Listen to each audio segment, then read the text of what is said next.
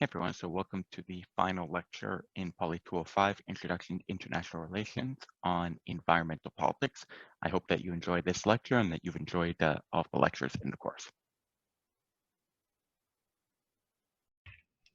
All right, so we're going to start with Adam Smith's legacy. So Adam Smith argued that individuals acting in their rational self-interest will make decisions that are in the best interest of society. So kind of the invisible hand idea that if everybody just pursues their own selfish interests, in overall it'll end up producing the best interest of society. And the question is this correct? And so to help answer this question, I want to divide up different types of goods that we can have in a society. And I want to divide it along two different categories, whether a good is excludable or non-excludable, and whether it's rivalrous or non-rivalrous. So excludable or non-excludable means that can you keep somebody else from consuming it? And then or so can you prevent somebody from consuming it or having access to it? And then rivalrous or non-rivalrous is whether by consuming it or you kind of eliminate. So if I eat an apple, that apple's gone. You cannot eat that apple. Where non-rivalrous good, me consuming it doesn't mean that you can't somehow consume it. So if we start with private goods, those are both excludable and rivalrous, right? So private goods are things kind of like anything that many of the products that you would own that you've bought. Again, taking that apple, if I bought an apple, I can exclude you from eating that apple.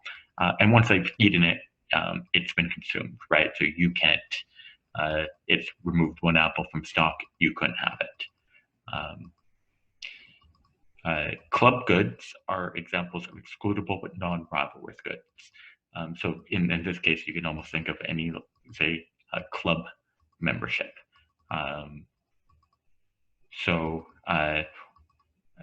Or say TV membership, right? So if you sign up for a cable package. So in both cases of, say, joining a country club or me joining a cable package or signing up for HBO, right? So in both cases, there's some things that you have to pay to have access to. So they are excludable. But me having access, say, to HBO or joining a country club doesn't mean that you can't do so too, right? Unless, for say, the country club has a cap on membership, but let's pretend that it doesn't, or HBO, which wouldn't have a cap on membership. So me signing up for HBO in no ways kind of diminishes the stock and makes it that you can't. Now it does, you still have to pay for access, so it's excludable, but it's not rivalrous. Common goods are ones that are rivalrous but non-excludable. So you can't block people from participating in it, but when everybody who participates kind of uses up some of it. So say in this case, we're talking about say fishing stock in public waters, particularly say international waters. We might be talking about in public land, kind of grass for grazing animals. So we can't, if it's public land, we can't keep people from using it, from say grazing their sheep. But there's a finite stock of grass. Once the sheep has eaten the grass, it's gone. And so it's something that that is rivalrous. And then finally, we have public goods, which are non-excludable and non-rivalrous. So think of things like, say, public roads. Everybody has access to public roads, and just because I use a public road doesn't mean that you're less able to. It may make more traffic, but I haven't consumed the road. I haven't destroyed it by kind of using it. So let's look at public versus private goods and the difference. So let's consider a situation with a factory and a house that are neighbors, right? So there's a house right beside a factory. The factory produces soot that lands on the house, and so this is a negative externality from the factory. So this is kind of like a negative product that is produced. So some form of pollution is produced, and it lands on the house. So it causes a cost. So this factory produces a negative cost for the house. If the cost to the factory of adjusting to cleaner methods exceed the cost imposed on the house by the soot, then no bargain is possible. There's no way that the house and the factory can reach some sort of agreement. So say it costs the factory $1,000 to put in place, say, new filters. But the cost of the soot on the house is only 500, right? Then there's no real bargain that can be struck, because the house might offer, say, $500 to the factory to change the filters. The factory sees that the cost of changing is 1,000. They're not willing. They have no reason why they necessarily want to pay that extra 500, and so there's no real bargain that can be struck between these two to solve it. If the cost to the factory of adjusting are less than the cost imposed on the house, then a bargain is possible. So let's imagine that it still costs 1,000 to adjust, but it's imposing $2,000 in costs on the house, right? So that house could offer anything between 0 and 2,000 to the factory to change its cleaning system or its output system. The factory would be willing to accept anything between 1,000 and 2,000 because it costs 1,000. So anything at 1,000 is a break even, and anything above 1,000 is actually making them money. So there's a range of bargains, anything really between 1,000 and 2,000 that the house and the neighbors could strike. And this, therefore, would be kind of the proper operation. Everybody acting in their self-interest could produce, the best scenario for different people. In this case, in the case of where the costs for the house were higher than the cost of adjusting, then you could solve a bargain that makes everybody better off. So the private sector or just private action could work. But now let's consider a situation with a factory that's close proximity to several houses. So the factory produces soot that lands on all of the houses. And so this is a negative externally from the factory that affects not just one house, but multiple houses. So if the cost of the factory of adjusting to cleaner methods exceed the cost imposed on the houses by the soot, then no bargain is possible. And this is the same before, right? If the cost to all the houses combined is still that 500 and the cost of adjusting is 1,000, then those houses combined wouldn't be offering enough to the factory to make a change. If the cost to the factory of adjusting are less than the cost imposed on the house, then a bargain is possible. So this is the exact same as before. Say the total cost to the different houses is 2,000, the cost to the factory are still 1,000. There's a bargain that could be struck. But here's where the problem starts coming in. In the public goods case, so in this case, because there's multiple houses, it becomes a public good, right? So it's costs on multiple different houses. So it's just essentially environmental, the air kind of quality in the area. There's an incentive to free ride. So if one house or group of houses pays the cost, the free riding house enjoys the benefit of the factory no longer producing soot, but don't pay the cost of adjustment. So say there's 20 houses, and so they would be dividing, ideally they'd be dividing up the costs equally. But one of the houses decides, well, these other houses really, really, really don't like this. So they're going to be paying anyways. So why don't I say, I don't have the money to do so? I still get the benefit, right? Because they're not going to tell the factory, okay, you can only change to a clean system, but you just target that one house because they didn't pay. That's not the way that changing the filters will change. Either the the factory puts in place the filters or they don't put in place the filters. So if the other houses care enough and are going to pay, one house could say, well, I can't afford to do it, so you guys do it. And another house could say the same, and another house could say the same, and another house could say the same. So there's an incentive to try to get others to pay, because if you don't pay and others pay, you still get the benefit. And so at the end, because so many people see the free riding, everybody kind of wants everybody else to pay the cost, and they prefer to avoid paying the cost.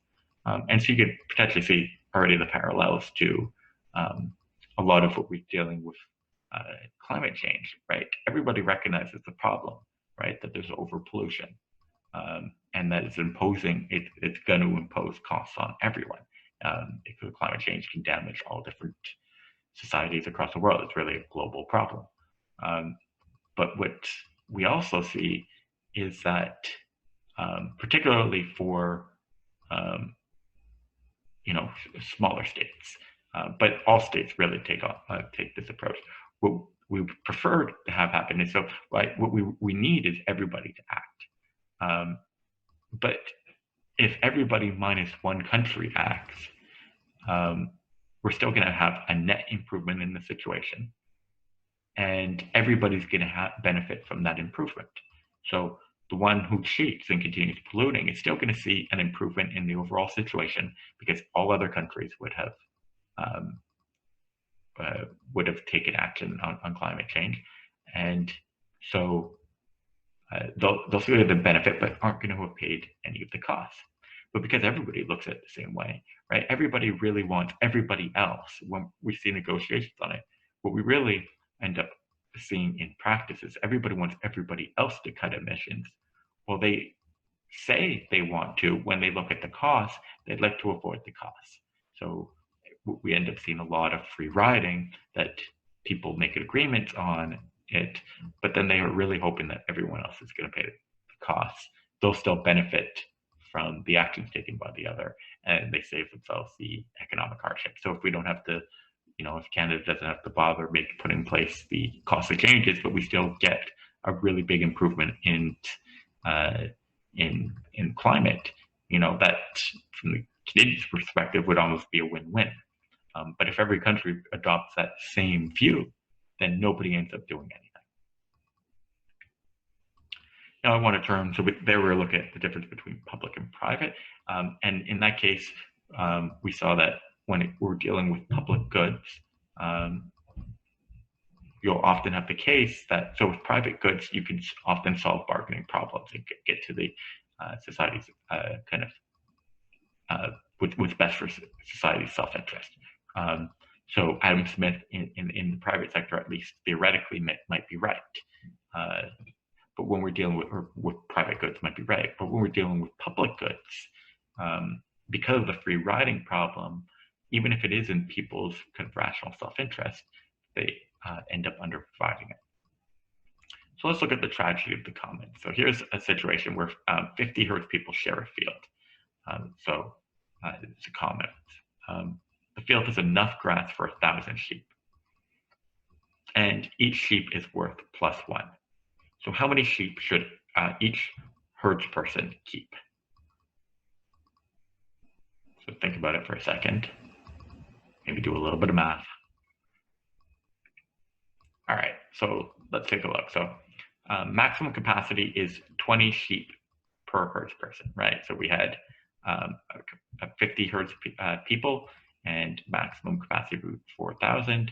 So that would leave 20 sheep per herds person if each herds person got the same amount. And then 20 sheep per herds person equals a value of +20 each. Now, and so that would kind of be the equitable division. But herds people then can start thinking about additional things. So for example, if a herds person adds 1 sheep, they then gain the benefit of the additional sheep, so they gain the +1. But the cost of overgrazing, -1, are shared among the 50 herds people. So benefit of an additional sheep is 1, so the +1, minus 0.02, because that's -1 divided by 20 people, so is equal to 0.98. So yes, it's not as much as what they would have had adding the sheep each sheep before, but it's actually pretty close to it. So as long as the benefit of additional sheep is above cost, then it's rational to increase the size of the herd. But the problem becomes that it's not just one herdsperson that's looking at that. It's all the different herds people are looking at. If I added a sheep, I get the full benefit of it, but the costs are spread across all the different herds people. And we see that a lot with, not just sheep, but fishing or pollution, stuff like that, where we see that the benefits of, say, polluting more, of putting in a little bit of air pollution, right? The benefit, if my factory puts a little bit more air pollution, the benefit goes all to me, but the costs are spread across many, many different people. So from my individual perspective, it seems still reasonable to continue polluting.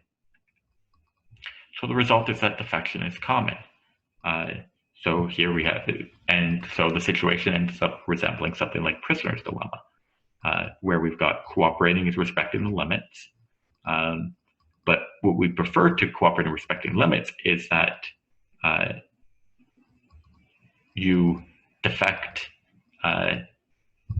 while others still cooperate, right? So you add, everybody else sticks to their 20, you add more, you get benefit, and you share the cost with others. So you come out net ahead, you come up above 20, and all the others come down less than 20 because they get some of the cost for each sheep that you add. And because everybody has the same incentive, where we end up kind of the equilibrium position, like in prisoner's dilemma, is that everybody ends up defecting. Everybody ends up kind of adding more, taking more than their share, because they get the full benefit of it and they share the cost. And because everybody has the same, while we prefer to respect limits, because respecting limits is actually better than this, because of the fear of others defecting, defecting is always the better option. So what are different solutions? So Garrett Hardin was one of the first was the first to kind of introduce the tragedy of the common scenario. So a couple of possible solutions that we have. So first is privatization. So you could essentially privatize the common. So if you made the field become privately owned, right? And say everybody had to pay taxes, or you had like a government that, or private agency that controls it. And so each person is given a certain number of slots and they can't exceed it. So rather than trusting people to do it, there's kind of an enforcement through being privatized. So it might be that you have to pay a certain amount of money to let your sheep graze there, and whoever owns it, right, has an incentive in having the field not degrade because they own it. And so what they're going to be doing, because if it's privately owned, the benefits of additional sheep go to the owner, but also the full costs. So if each additional sheep above kind of what the field can give, they get the full +1, but they also get the full -1, then there's no benefit to adding additional sheep and potentially risking degrading their land and costing them in the long term. So through privatization, we change kind of the calculation. So that's in smaller scale things like a field, that could be a viable solution. In some of the other areas, privatization, we can't privatize, the oceans, fish stocks, or we can't privatize, the air. Other is coercion. So usually, often, say, through the form of taxation. So you tax people for usage, and it could be that, and so that taxes will make them want to stick to a certain limit. It could be that taxes increase above a certain amount. So if you go above your quota, you get taxed. So if you go above your 20 sheep, you'd face a tax that would make it so that the costs are the costs outweigh the gains. So say so each additional sheep you're getting plus 0.98. Say you had to pay a tax of 1 if you exceed your 20 sheep. Well, then now you'd be taking a loss for exceeding it. In the case of, say, something like air pollution, if you put in a tax on carbon emissions, which is what some governments have looked at and implemented, then it's putting a cost into putting in air pollution. So rather than before, the company was getting all the benefits of polluting and spreading the cost across all different people, but now they're getting an additional cost for doing so. And so hopefully it'll incentivize development of different technologies, because while before it may have been beneficial to pollute, now it's less beneficial. So how do differentiate the commons and the environment? So how does this relate to different environmental areas? So we could see in terms of fishing and hunting. So overfishing or overhunting, thinking of, say, the ocean as a global commons or hunting as kind of public commons.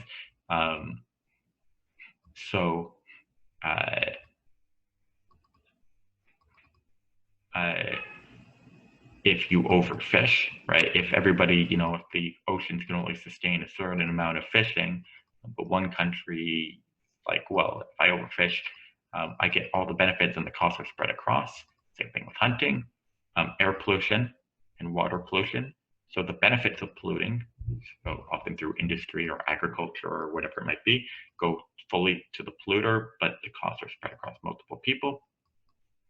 And then even population, right? In terms of you gain the full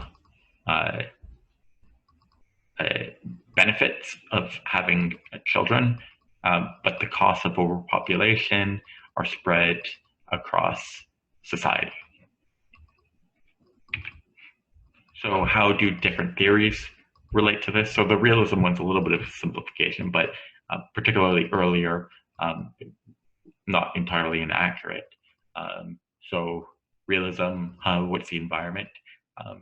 So more or less, particularly earlier when the environment started raising as an issue, and still to a certain extent, realism would not have put the environment as a primary concern. As when we're starting to talk about the security side, and as the environment can lead to conflict, this will start to change, possibly, because it starts to be the source of military conflict. And to the extent that realism would look at tragedy of commons, they would look at the exercise of power in solving it, right? So different, say, states have different power, and so who gets to cheat to a certain extent will depend on their power. Neoliberal institutionalism will looking at the use of international governmental organizations or different organizations to increase transparency, provide enforcement, and create issue linkages, right? So many of these problems are related to lack of information about what others are doing, so you don't necessarily know that others are cheating. Enforcement, if you're able to punish others for cheating, then you disincentivize the cheating. And provide issue linkages to make it easier to make deals. So tie more than one issue together, say one where you have an advantage to one where you have a disadvantage. And so an agreement is reachable. And then constructivism will look at changes of culture and norms to help solve it, right? So not only do we need agreements, but we also just need kind of a change in how we approach the world, right? One where we, as humans can exploit and do whatever we want, to ones where we're maybe more supposed to be stewards of the world or supposed to manage it. And just kind of a change of how we look at the economy to, say, a cultural change of sustainable development away from just development, change of what is appropriate behavior, say change in norms, say related to recycling or what products are to be used, and stuff like that. All right, so now let's turn to environmental security. So climate change and environmental change can lead to conflict through migration, conflict over resources. So, some of the important ones being water, oil, and food, poverty, and etc. Climate change and environmental change can also lead to direct threats to state security. So in this case, we can have indirect conflict. It's not that environmental change directly produces conflict, but it indirectly does it through things like migration, conflict over resources, poverty, say, leading to grievances. But it also can have direct threats to state security. So things, involving, catastrophic storms, drought, stuff like that, natural disasters that just directly aren't military threats to state security, but can do massive damages to a state. The pursuit of state security can damage the environment. So looking at this is kind of flipping the arrow. These ones are looking at how climate change and environmental change can lead to threats to state security. This is looking at how pursuit of state security can damage the environment. So wars are actually very destructive to the environment, not only in terms of, say, bombs just blowing up the environment, but also a lot of military hardware. So tanks aren't particularly fuel efficient. So in wars, massive amounts of oil are burned through. So you have very environmentally unfriendly equipment. You have explosions and chemicals being released into the environment and stuff like that. So there was kind of a movement when we started realizing that the environment was related to security, that we need to reconceptualize our definition of security, right? So it used to be that when we talk security, we were purely talking military. But because the environment can be related to security of the state, then there's an argument that we need to reconceptualize in the 1990s our definition of security to include things like environmental security. Around the same time, there was a movement towards human security, that we shouldn't just be focused on state security, we should also be looking at security of humans within the state. So in the 1990s, there was a push towards kind of expanding our definition of security away from just kind of state military security. So one of the projects looking at that was a massive project of Thomas Homer Dixon that's been ongoing for a long time, kind of a series of projects where he wanted to kind of unpack some of the kind of conflict, how environmental change could be related to conflict. So the premise is, with population growth and increased development, renewable resource scarcity will increase. So it's kind of the background population. So we've got growing population and increased development. So each person is using more resources, and we've got larger population. So inevitably, eventually, we have many of our resources are renewable, so there's a limit to how much we have. So renewable resource scarcity will increase. That's just based on the dual facts of population growth and increased development. So they led them to ask questions: does environmental scarcity cause violent conflict? And if so, how does it operate? So what are the types of environmental change that we see that can potentially produce conflict? So there's greenhouse gas induced climate change, there's stratospheric ozone depletion, degradation and loss of good agricultural land, degradation and removal of forests, depletion and pollution of freshwater supplies, and depletion of fisheries. So these are all different environmental changes that we're seeing. And the question is, can do some of these, all of these, some of these in combination lead to help lead to scarcity and to conflict. So here's some competing hypotheses, or different hypotheses that we have about how scarcity can lead to conflict. So the first is called the simple scarcity hypothesis, and it argues that decreasing supplies of physically controllable environmental resources, such as clean water and good agricultural land, would provoke interstate simple scarcity conflict or resource wars. So as different countries start running low on necessary resources, from agricultural land to water to oil, you'll start seeing wars that the reason behind the war is conflict over these access to them. So say there's a river that is between two different countries that's shared by two different countries, and water starts becoming a problem. You may have a war over who has control. It used to be a shared river. Now one country wants to control it completely. You might have wars over if there's a border region that controls or that has oil, right? You might have wars over who controls those oil resources. So that's a simple scarcity. So this is kind of more of a direct link between scarcity and resources and conflict. Second is a group identity hypothesis. So essentially, large population movements caused by environmental stress would induce group identity conflicts, especially ethnic clashes.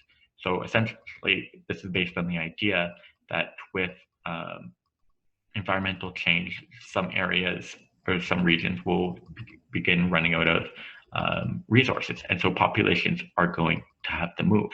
And certainly you're seeing increase of, say, urbanization as, there's less opportunities rural, but you're also going to see different groups moving into new, even rural regions trying to kind of develop, say, agriculture or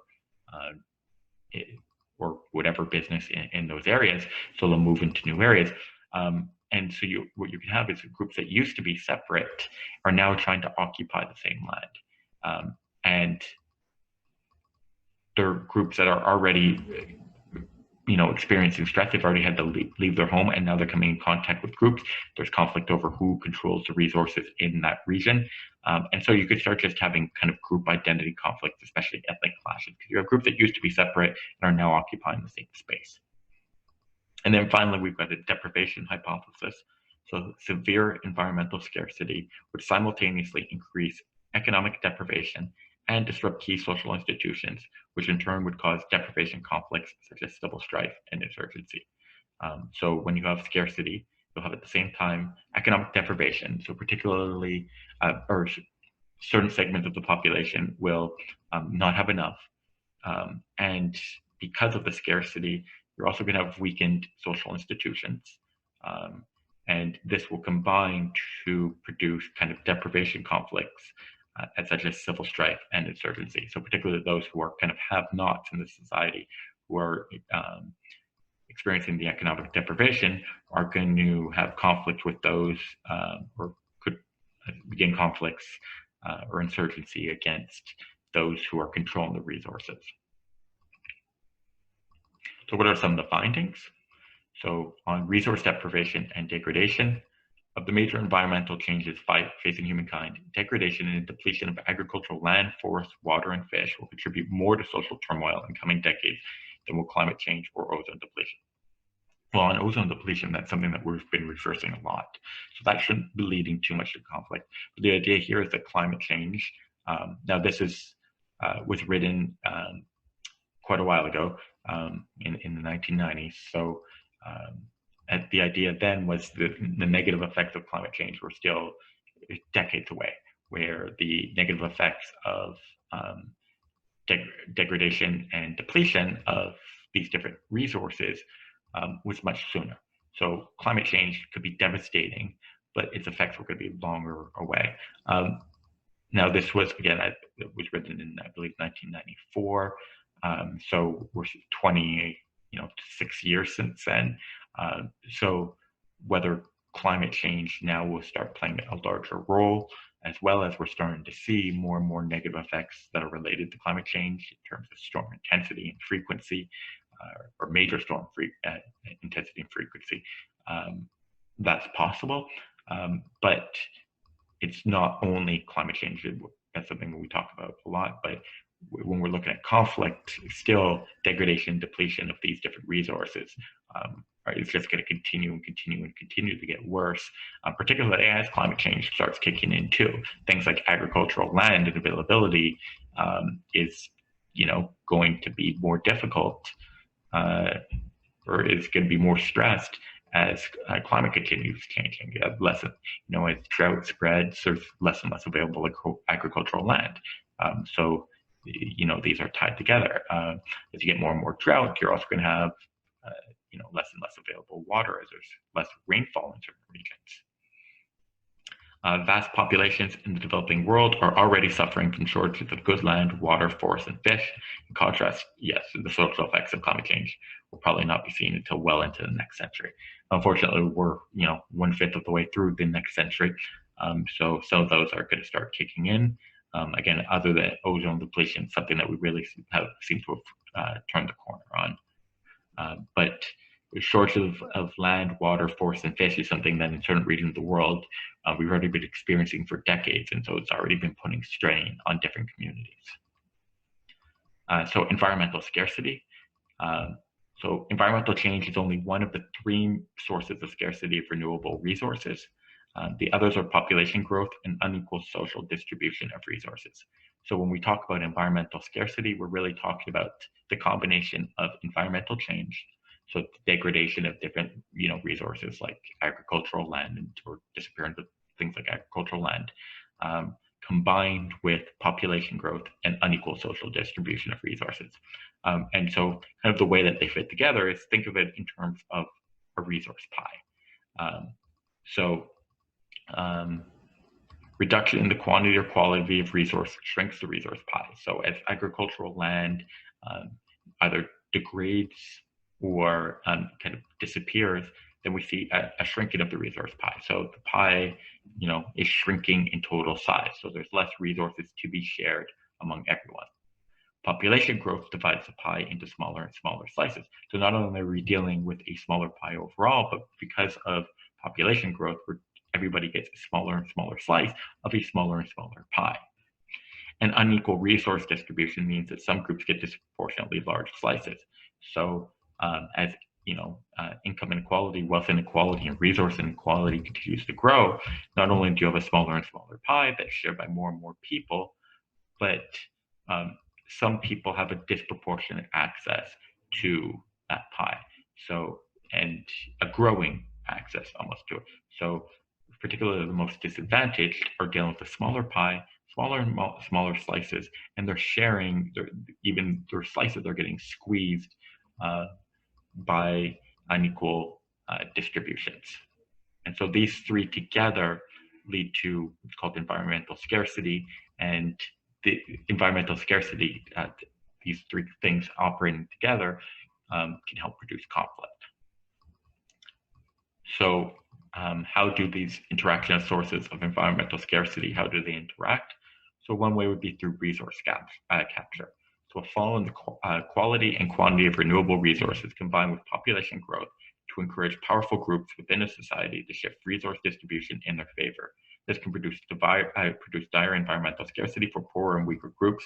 Claims for resources are opposed by those powerful elites. So that's kind of what we talked about with as the pie continues shrinking and there's more and more kind of mouths to feed and more people, it encourages, when seeing that, it encourages those with kind of the most power that they can grab up a bunch of the resources they want,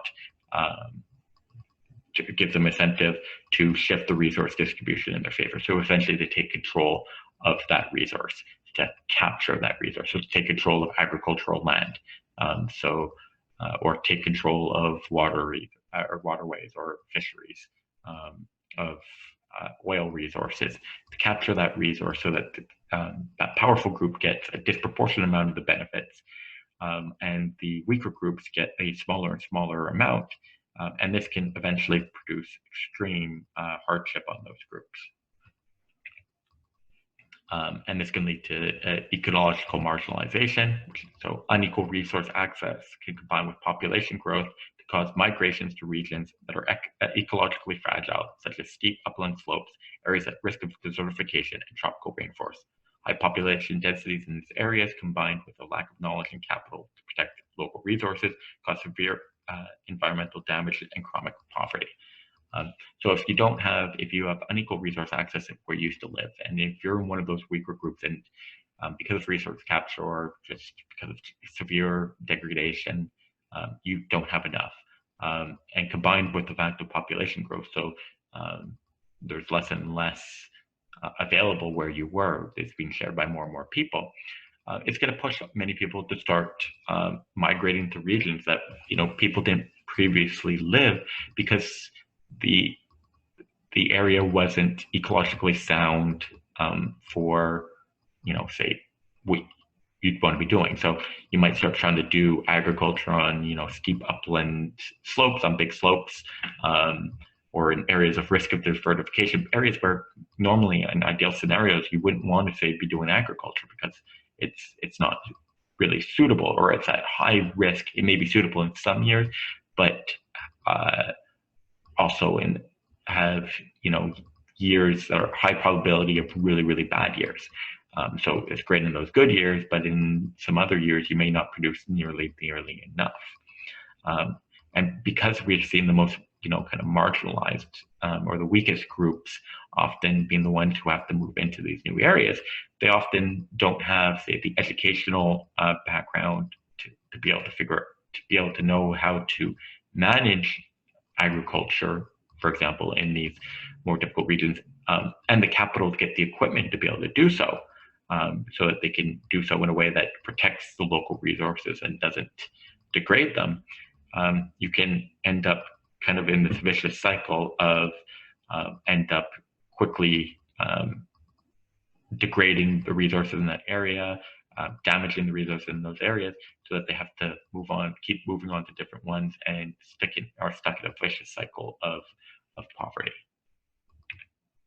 So how do all of these work together? So we've got our three sources of environmental scarcity. So decreasing quality and quantity of renewable resources combined with population growth, combined with unequal resource access, lead to increased environmental scarcity. Now, increased environmental scarcity both leads to decreased economic productivity and directly to migrant expulsion. Now, increased environmental scarcity also indirectly leads to migrant expulsion through decreased economic productivity. So increased environmental scarcity will lead some to lead directly, but it's also going to lead to decreased economic output. And because decreased economic output, it's going to lead to migrant expulsion. Both of these lead to a weakened state. Migrant expulsion also leads to ethnic conflict. Decreased economic productivity could also lead to deprivation conflicts and a weakened state. And both of these can indirectly lead to all three, to ethnic conflict, coup d'etat, and deprivation conflicts through weakened states. So migrant expulsion is directly linked to ethnic conflict. Decreased economic productivity is directly linked to deprivation conflict. Both are directly linked to weakened states, and both are directly linked to ethnic conflict, coup d'etats, and deprivation conflicts. So this is kind of taking how different parts of environmental scarcity and your environmental change in this particular one can have different social effects, and these social effects can lead to conflict. So it's kind of a story based on the findings of how environmental scarcity can lead to conflict. So the answers to the question that Homework Dixon at the beginning were asking seemed to be, does scarcity lead to, or environmental change, does it lead to conflict? The answer seems to be yes, based on his finding. And the second question was how, and this is kind of the mechanism. This is kind of how it operates. All right, so that's it on the environmental politics lecture. Have a great day.